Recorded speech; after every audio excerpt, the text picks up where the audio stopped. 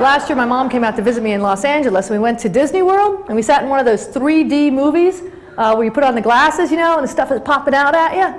About 10 minutes in, my mom leans over, she's like, "Jan, this stuff is coming right at me. Switch seats with me." Mom, it's coming right at me too. I love my mom, and she's 74 years old, and she's seen a lot of change in the technology as she's gotten older. When she was a kid, movies did not attack like they did there. You know, and part of the deal today, I was going to do some comedy, but also talk a little bit about change, because I know that's your theme here, and talk about how I've dealt with change in my life. I went from, as I said in the intro, 15 years in a regular marketing job back in DC, then moved into something completely different, which is stand-up comedy, and then moved on to LA, and now I do shows for different organizations, different corporations, and I'm in a different time zone and a different industry pretty much every week learning change. So talk a little bit about change and sort of the things I do to handle change. My mom has handled change great with technology. She knows how to do a Google search. She can search for pretty much anything, and she now has stopped sending me emails, or stopped calling me every time she sends me an email to let me know she sent me an email. She knows it's going to get there. My dad has not handled technology change at all, okay? He thinks the cover sheet on a fax is what makes the fax go.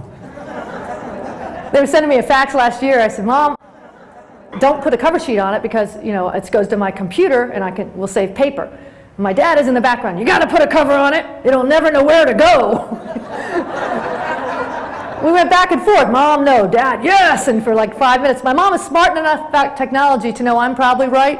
She's smart enough about my dad to know he needs to be right. So she did a little compromise. I got the fax. Anyone know what she did? She put the cover sheet on it. She didn't fill it out. I know, I love my parents. You know, I think if I was going to have kids, I'd have two. I'd name them after my parents, Jim and Joanne. Make it a lot more fun to spank them. They might get a few extra spankings out of that.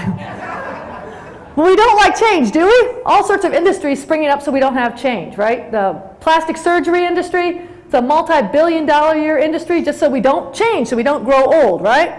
They've got, I think, 1 million people a year get a chemical burn, a chemical peel on their face, so they burn off the wrinkles. Because why? We want to go to our 30-year class reunion looking like we're 18, don't we? Yeah, and I went to my reunion recently. I was on the committee. I was in charge of the invitations, so there weren't any cheerleaders there this year.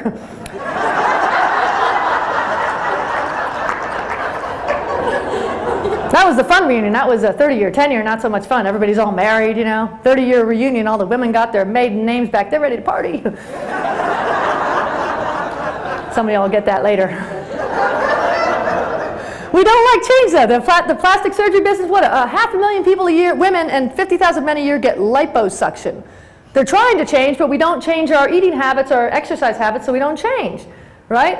When I was doing the research, I found 1,000 people a year get rear end implants. I don't know what those are for, but 1,000 people a year, elective surgery, rear end implants. Yeah, and if you're thinking of it, it's $5,000. Yeah, a box of Twinkies is $3. I have 3 things that I've used throughout my life to deal with change, and I'll run through them quickly and give you kind of my insight. Like I said, I'm not an expert, and I don't, I haven't researched change. I just know how I've dealt with it.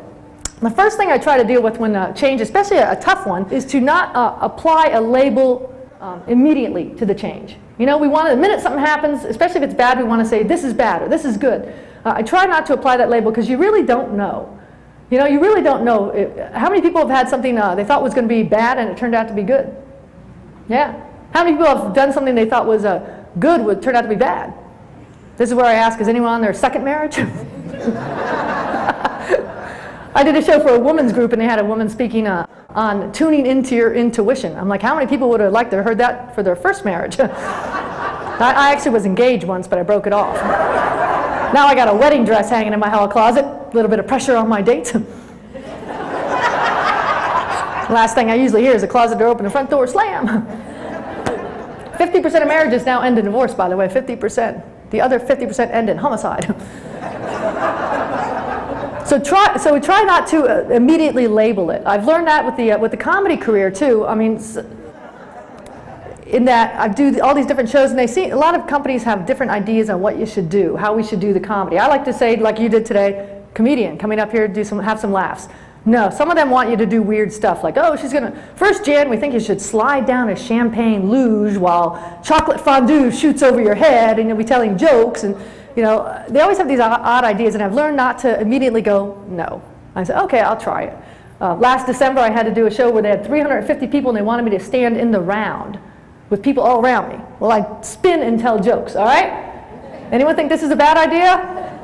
There's always somebody right behind me. I'm like, I should have gotten some of those rear end implants, because that would have worked. And it did work, actually, but my first thought was, oh no, this is going to be bad. But I was open to it. Big change. We did a lot of changes with my company. The last company I worked for back in DC, we did all those team building stuff, TQM, all that. I think the latest rage is Six Sigma. Anyone heard of this one?